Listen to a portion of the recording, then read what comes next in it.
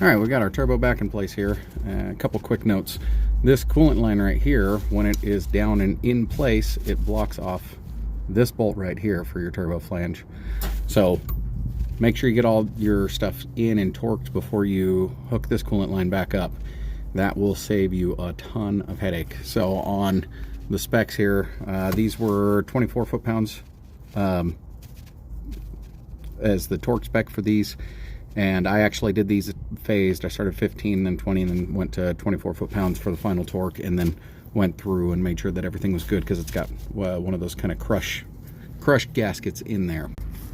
On the underside here, you got your oiling return line, and these are 89 inch-pounds for those two.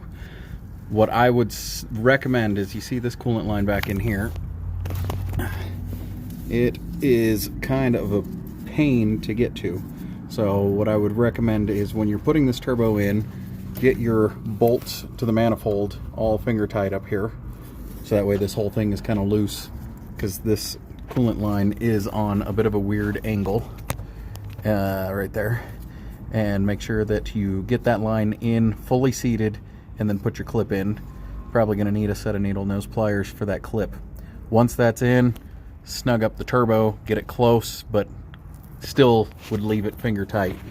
That way you can get your oil return here, make sure your gasket is in place, and then I would get this torque down once you have all of that in, and then proceed to torque the manifold bolts up on the top.